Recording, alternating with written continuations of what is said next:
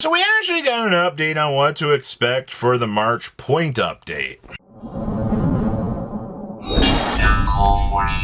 Make sure you guys smash the and crap out of that subscribe button so you guys don't miss out more on us. So we got a big fat article today while I was asleep. And I know it's super early in the morning, but I still wanted to talk about this.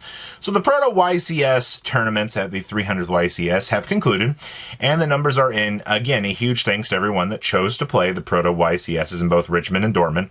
Coming up next is the Genesis celebration at the official tournament stores over the entire month of March.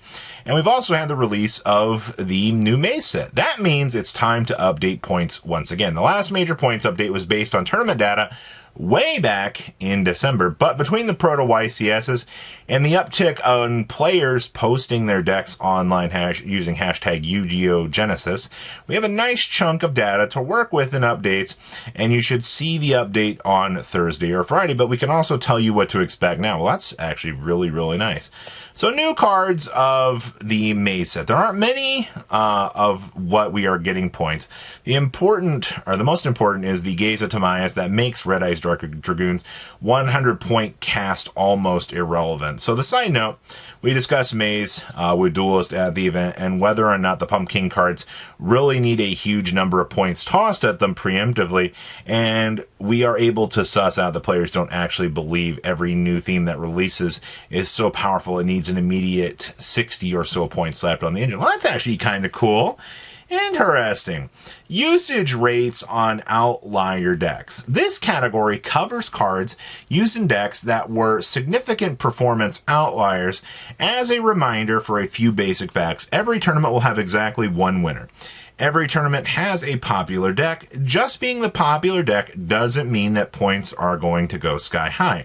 But if the margin between the most popular deck and the rest of the decks is massive, the points increase will be larger. That's interesting.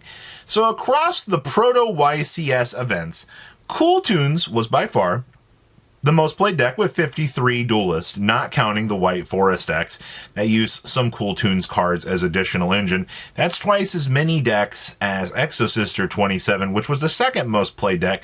Following Exosister was Monarchs at 22, White Forest at 19, Dracotail at 18, Vanquish Soul at 17, Radiant Typhoon at 16, and Archmage at 15. That's some interesting data. Despite winning the Dortmund event, Cool Tunes' overall win rate hovered about 50% for the weekend. Many players commented that once they sat down for real YCS competition, they found out that some of their card choices built around the casual duels weren't correct for a 7+ round tournament against exclusively strong decks. It's very interesting, and that does apply. If you're going from a casual setting into a more competitive setting, yes, that's going to hurt you. Many duelists regretted choosing Exosister, and the data bears that out. No top 8 finishes, 2 total top 32 finishes between both events, and an overall win rate closer to 40% than 50%. Due to play rate, they've earned some points, but due to a lack of success, the increase will be far smaller than they would be for even a 50% win rate deck. That's crazy they're even still going to choose to point that. Usage rate outliers, engines. Oh, finally.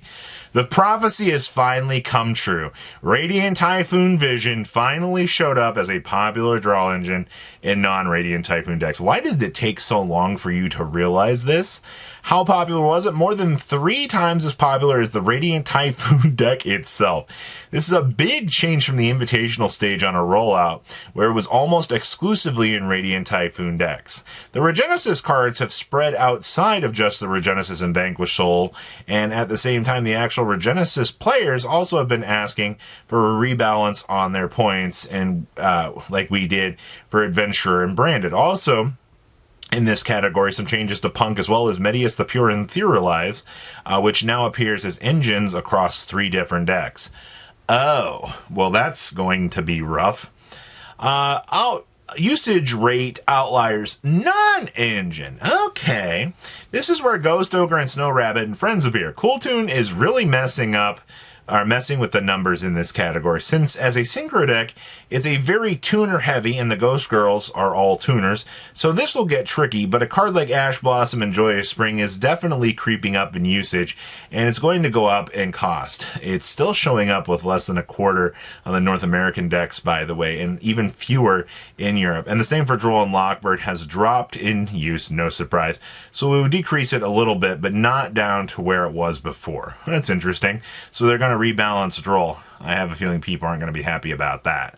The standard side deck. Over 60% of competitors' side decks started with 3 DD Crows, 3 Cosmic Cyclones, and 3 Ultimate Slayers. Most extra decks began with Garua, Cloud Beast, Malong, and Aggregator. More than half of the duels also played 3 Dark Ruler no more. These are similar cards with no longer be free and will cost points simply because of the basic Genesis rule. Heavily played cards go up and less played cards go down.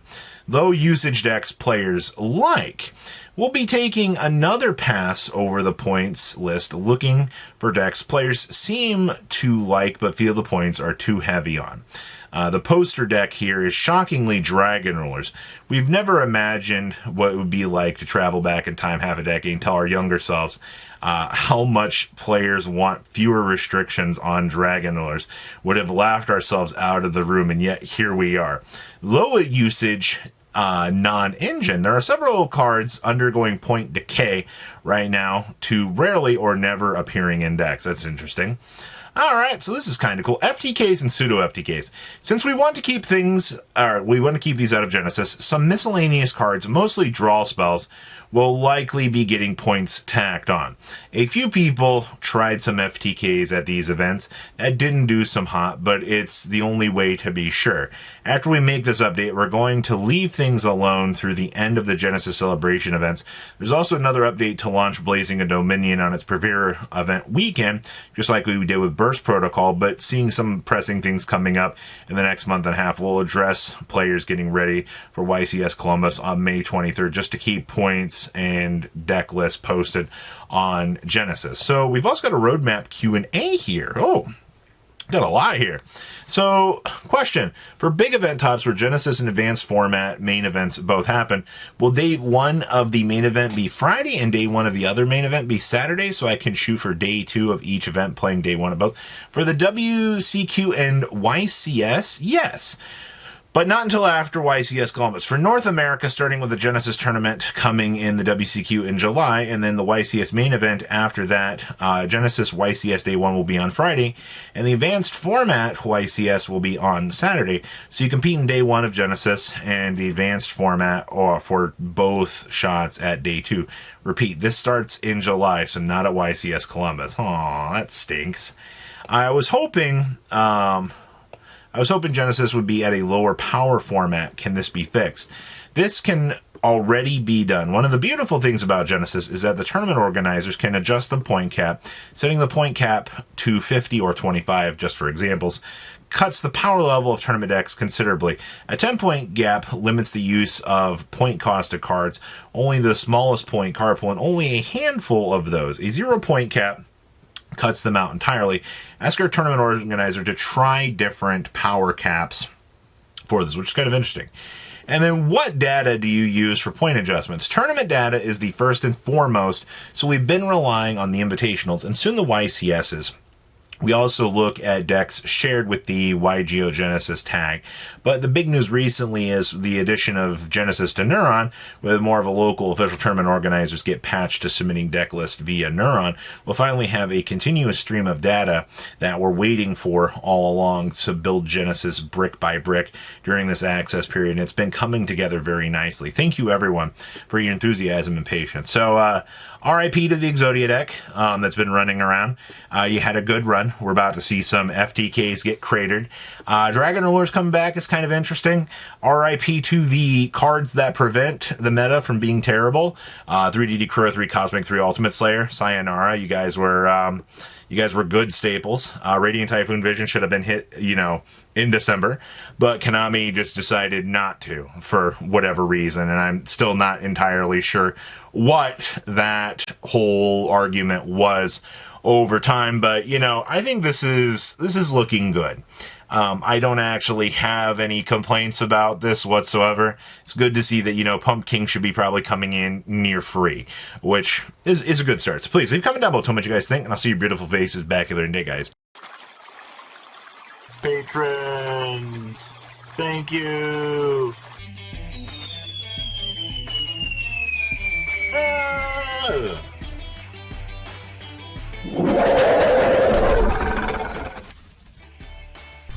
Thank you so much for watching. Check out these other videos.